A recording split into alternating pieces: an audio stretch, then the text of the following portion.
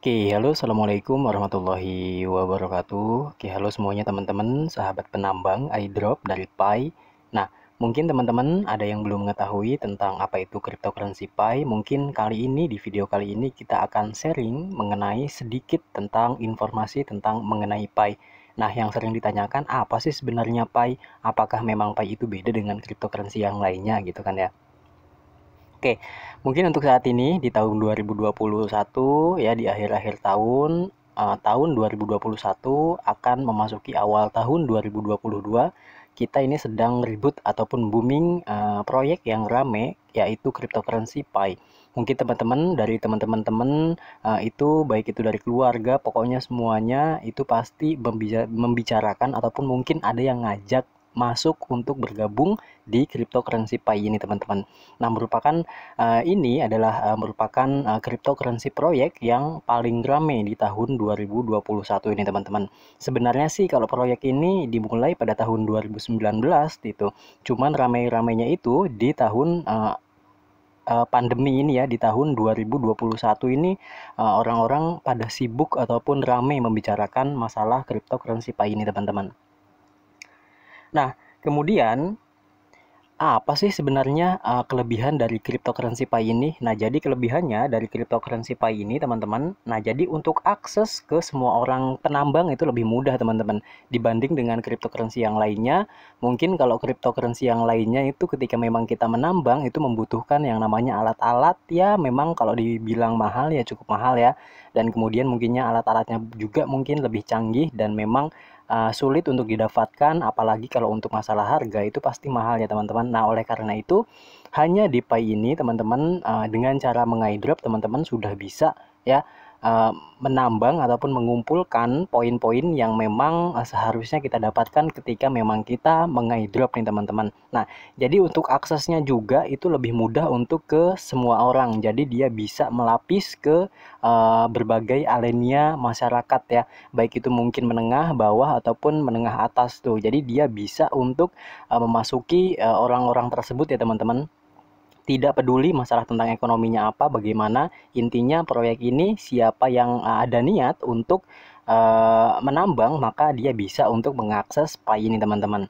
Beda dengan cryptocurrency yang lainnya, kalau misalkan menambang, dia membutuhkan modal yang cukup besar, alat-alat yang lebih canggih, dan kemudian modalnya pun ya cukup besar ya teman-teman. Oleh karena itu, untuk menambang airdrop cryptocurrency yang sudah memiliki nama, apalagi Bitcoin itu memang sulit. Nah, bedanya dengan Pi, kalau Pi ini masih tahap project yang memang dia bisa dimasuki oleh masyarakat ya, baik itu menengah, atas, bawah, pokoknya semua dia bisa memasuki proyek-proyek dari Pi ini teman-teman. Kemudian nanti apa sih keuntungannya serta kegunaannya kemudian setelah fase yang ketiga ini apa sih dari Pi ini? Nah, jadi buat teman-teman, nah cryptocurrency Pi ini nanti kedepannya ini dia memiliki fitur P2P ataupun transfer satu sama yang lain teman-teman. Jadi teman-teman nanti ketika memang uh, melakukan transaksi ataupun memang akan melakukan pembayaran ya, kita bisa melakukan barter dengan melakukan transfer poin yang telah kita tambang itu teman-teman. Jadi dia memiliki fitur P2P ataupun P2P ya, ataupun kita mentransfer satu sama yang lainnya dengan pengguna Pi yang sama teman-teman. Kemudian sebenarnya siapa sih dari pemilik dari project ataupun proyek ini, pencetus dari proyek dan project ini? Nah, jadi kalau untuk masalah pencetus ataupun pemilik project ini, mungkin kemarin ada 3 orang ya, dia lulusan Stanford University, yaitu universitas terbaik kedua di dunia ya teman-teman, itu di Amerika Serikat. Dan kemudian ya sekarang sisa 2 nih. Jadi Dr. Nicholas Kokalis mungkin sering yang kita dengar nih teman-teman. Oke, nah kemudian sebenarnya Pi ini token atau disebut dengan koin. Nah, jadi buat teman-teman, nah penyebutan dari koin cryptocurrency dari Pi ini ya, kalau misalkan ada mungkin sebagian yang menyebut sebagai token karena dia menggunakan token tata kelola teman-teman. Jadi ketika memang kita mengaidrop ya, otomatis seluruh token distribusi yang kita mining ataupun yang kita tambang itu sudah diatur dengan sedemikian rupa oleh sistemnya itu teman-teman. Jadi disebutnya dengan atau disebutnya itu sebagai token tata kelola itu teman-teman.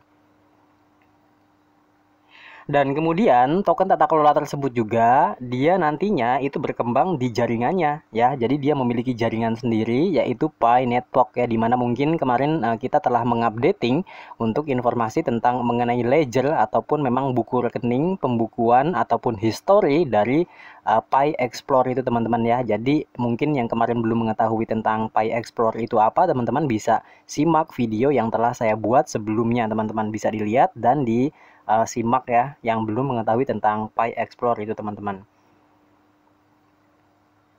Dan kemudian keunggulan yang lain dari Pi ini, jadi kita memiliki voting di mana pengguna ataupun penambang pengairdrop dari Pi ini memiliki voting nantinya ya, ketika memang ini sudah melewati fase-fase di mana fase kedua sudah terlewati, kemudian fase yang kedua sudah terlewati, fase ke-1 juga sudah, dan kemudian sekarang kita akan memasuki fase-fase akhir yaitu fase yang ketiga yaitu mainnet. Nah, di mana ketika memang sudah mainnet, jadi seluruh penambang itu berhak untuk memiliki voting ya. Oleh karena itu bermunculanlah konsensus itu. Karena dari core team dia memberikan untuk hak untuk voting ataupun memberikan voting ataupun memberikan keputusan harga nanti ketika mainnetnya. Nanti tergantung dari mungkin core teamnya dia mau ngambil tengah-tengah, mungkin voting paling terendah itu di angka $100, kemudian voting yang paling tinggi itu di angka $1000 teman-teman gitu. Kemudian kalau untuk masalah sistem dari Pi ini dia menggunakan sistem governance ya, di mana sistem governance ini teman-teman dia model untuk kendali oleh Pi itu sendiri sebenarnya. Jadi seluruh sistem itu masih dikendalikan oleh sistemnya itu teman.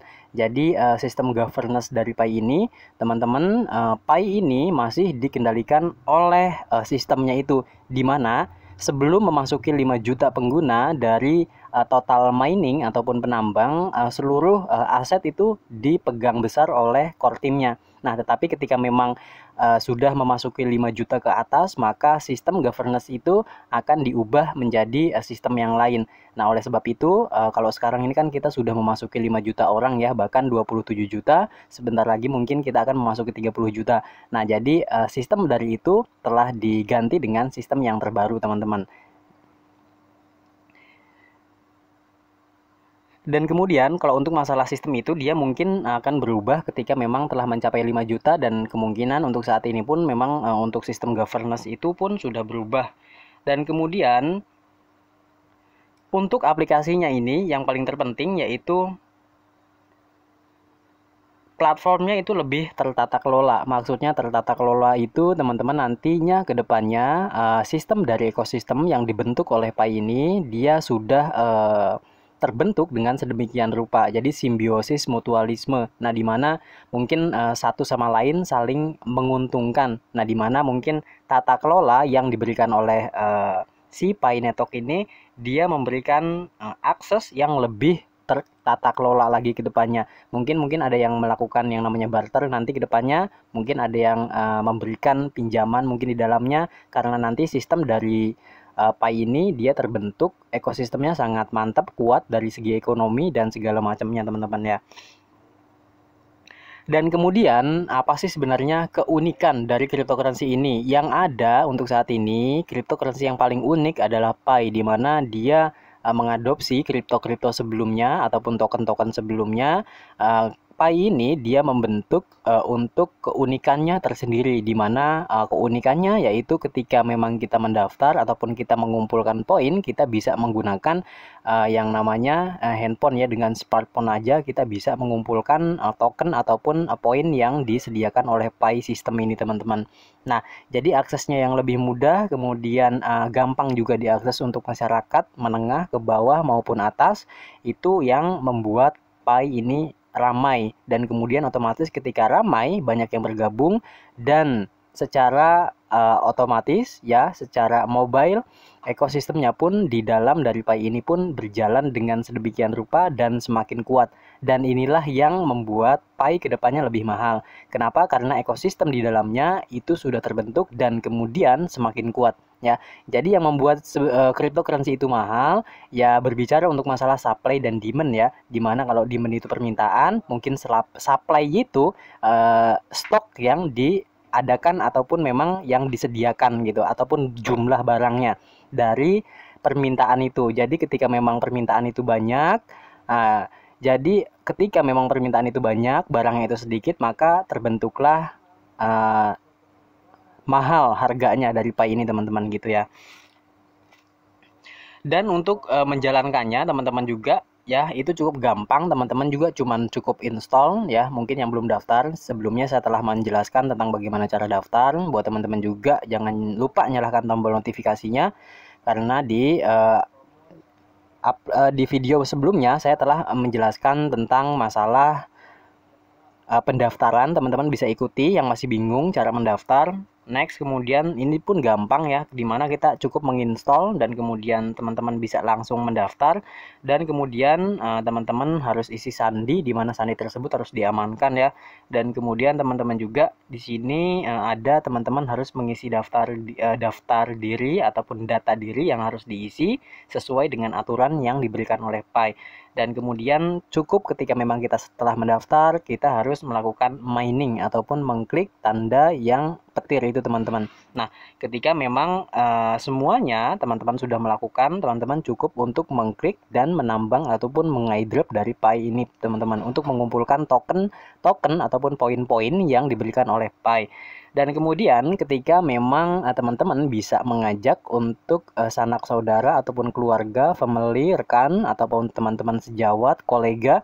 Nah, teman-teman juga nanti bisa mendapatkan ataupun mendapatkan hadiah itu reward sebesar 0,04 ya untuk per orangnya yang kita ajak teman-teman. Jadi semakin teman-teman mengajak teman-teman yang lain, semakin banyak yang kita ajak, otomatis teman-teman akan mendapatkan lebih banyak juga bonusnya. Dan kemudian teman-teman pun ketika memang sudah mengajak kemudian menambang, teman-teman juga itu harus konsisten ya dalam memainkan ataupun memining dari Pi Network ini ataupun mengaidrop ini, harus konsisten ya.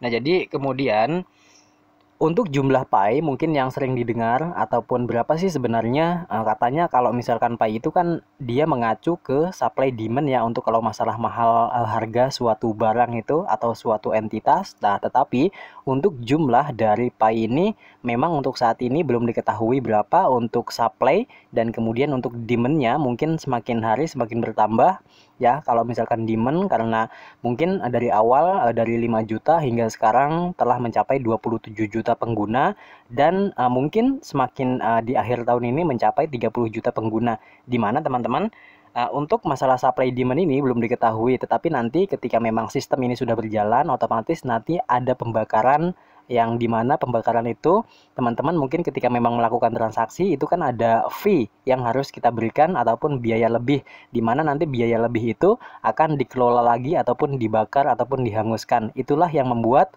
stok ataupun supply itu berkurang. Kemudian kebutuhan pun semakin banyak. Itulah yang membuat suatu entitas atau Pi ini lebih mahal lagi ke depannya teman-teman. Kemudian kalau untuk masalah menambang ini pun teman-teman bisa bisa diperhatikan bahwa di kertas putihnya, ketika memang penambang ini sudah berjalan, dia akan membatasi penambangan akan berhenti ketika memang telah mencapai 100, maksudnya 100 juta pengguna ataupun 100 juta pengaidrop di seluruh dunia negara. Ketika memang telah mencapai 100 juta penambang, maka sistem dari Pi ini itu akan berhenti ya teman-teman. Nah, jadi masih banyak waktu. Tapi bedanya kalau untuk awal-awal saat ini, untuk pengaidropan atau penambangan itu bisa diakses dengan sedemikian rupa mudahnya. Jadi kita bisa mengakses dengan menggunakan smartphone. Tetapi nanti ketika memang sudah mainnet, akses dengan menggunakan smartphone itu udah nggak bisa, tetapi berubah dengan menggunakan node atau PC ataupun komputer teman-teman. Karena nanti kedepannya kita akan menjalankan node gitu teman-teman ya. Kemudian ketika memang sudah terjadi 100 itu, maka sistem akan berhenti.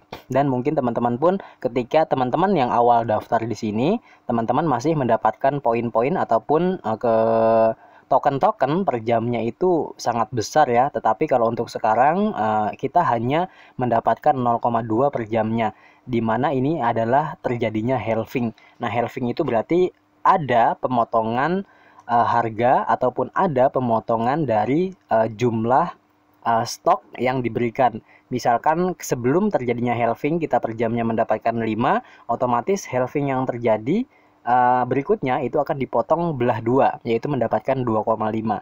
Begitupun seterusnya teman-teman, hingga mencapai 0 gitu. Dan kemudian untuk masalah Nah, kemudian untuk masalah perkembangan Pi ke depannya, nanti buat teman-teman juga ini bisa untuk menukarkan cryptocurrency ini di bursa-bursa yang memang telah terdaftar di Pi ini, teman-teman. Nanti ke depannya mungkin kita belum tahu ya tentang jaringan apa yang digunakan oleh Pi. Dan kemudian mungkin kalau untuk berbicara untuk masalah smart contract yang ada di Pi ini kan kita belum tahu, karena ini masih dalam bentuk project ataupun masih dalam bentuk proyek, teman-teman. Apakah mungkin kalau misalkan disebut dengan token itu ini dia menginduk kepada jaringan yang lain ataupun koin Pi. Jadi kalau koin Pi itu kita memiliki jaringan sendiri tanpa menginduk ke jaringan lain gitu, teman-teman. Dan mungkin cukup sekian ya, mudah-mudahan dimengerti tentang penjelasan Pi Network ini. Sekian, terima kasih. Assalamualaikum warahmatullahi wabarakatuh.